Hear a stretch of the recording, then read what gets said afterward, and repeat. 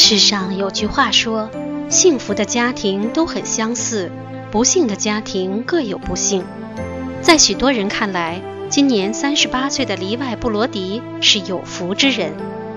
布罗迪认为自己的确很幸运，但人们通常所说的幸运还只是表层的，不解决根本问题。深层的自己能终生把握的幸福之源，他也是后来才找到的。10年来，他走着一条修炼者之路，并作为一名人权活动家，活跃在公司、家庭和公益事业之间。好，让我们先来看看他的一些成长经历。My name is Levi-Browdy. I'm a director at a software company here in New York. I was born in New Mexico, which is part of the United States. It's in the southwest, beautiful part of the country, in July 1972. Both my mother and father are lawyers. My mother was a criminal prosecutor, very tough attorney, my mother.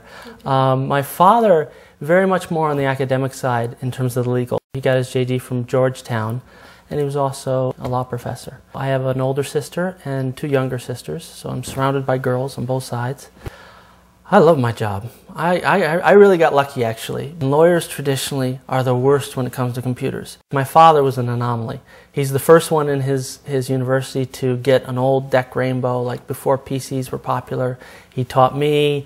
You know, we had a computer in the house when I was in high school, which was not very common back then. I was also got into a lot of the computers, got into development, programming. I spent many years working on Wall Street, developing software for some of the large brokerage houses there.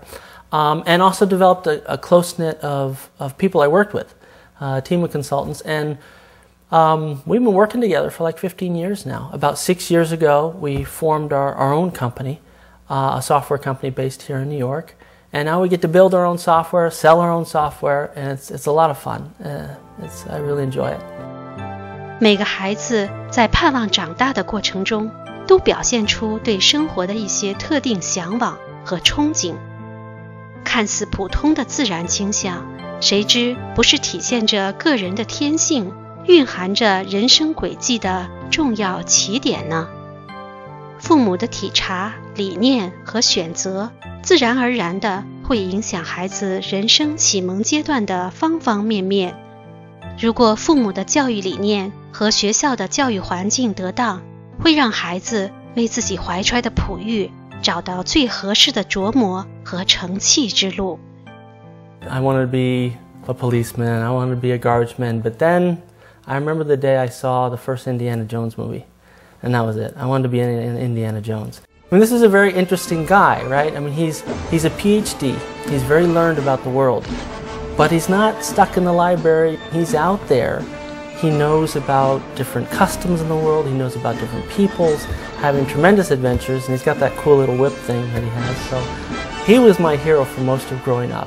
I was not a terribly good student in elementary school. I think the learning process, or what they were teaching in elementary school, I just found very boring. But when I got into high school, something just clicked.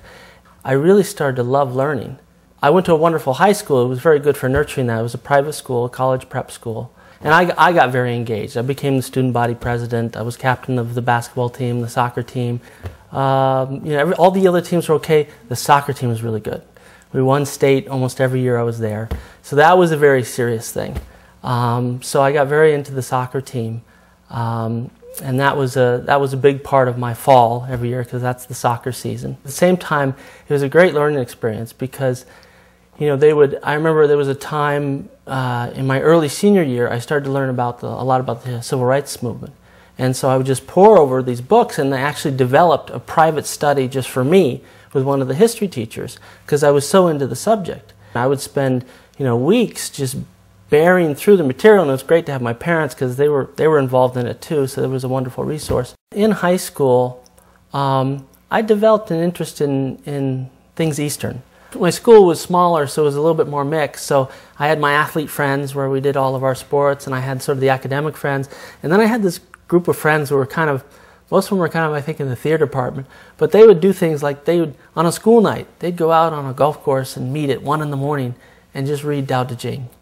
You know, because they were just very interested in this kind of stuff. So I would explore this stuff from a very young age. And whether it was just, meeting with these guys on a golf course, reading the Tao Te Ching, or going to a very formal environment where there's a formal sort of Zen Buddhist, out there teaching and, sort of a Japanese thing, some of the Chinese Tibetan stuff. So I looked around for a while before I was given a book about Falun Gong.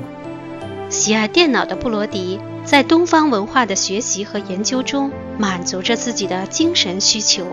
那他又是怎么开始修炼法轮功的呢？ I started to learn Falun Gong. Well, a friend of mine actually first learned Falun Gong. He's a very good friend of mine. And, we had known each other for a long time. So I know him very well. And, you could tell something was going on. He was sort of, we could tell some behavior changes in him. He was a little more calm. He was smiling sometimes when normally he wouldn't smile. So, again, he's a good friend. So it was easy to walk up and say, okay, all right, what's going on? What are you doing? And, he gave me the book, Zhuang Falun, from Falun Gong. So that's really what was my introduction to the practice, that. And then when he gave me the book, I remember it was sort of the last big snowfall of the spring. And I couldn't go outside, so I spent the weekend actually just reading through the main book of Zhuang Falun, and that's what really got me. That was early 1999. 听起来很简单，那么修炼是否会让生活更加繁忙和紧张呢？ No, just the opposite. I know. I mean, that's, you'd think adding more things in my life would sort of make it more chaotic, more things I have to juggle. It's actually the opposite. I mean, I feel it's sort of, and it really boils down to, well, what is it you're adding to your life? Because there's a lot of things that you add to your life that, you're just going to have more things you got to juggle. It's going to become more chaotic. If there's certain things you add to your life, it actually becomes a lot more calm and steady. And by calm and steady, I don't just mean, I don't want things to happen to me and I just want to sit in my house and, everybody leave me alone. I'm talking about a spiritual calm where you can handle whatever's thrown at you.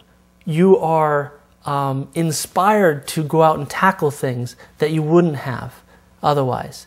For me, that's real calm, is that it's a strength, it's a clarity of mind, and it actually emboldens and solidifies whatever it is you're doing. For me, it's about adding clarity and energy and strength to the things I want to do. Whether it's raising my kid or whether it's deciding, in my company, what's the next new big thing we got to build into the software. It's really about enriching that whole process, as I've found.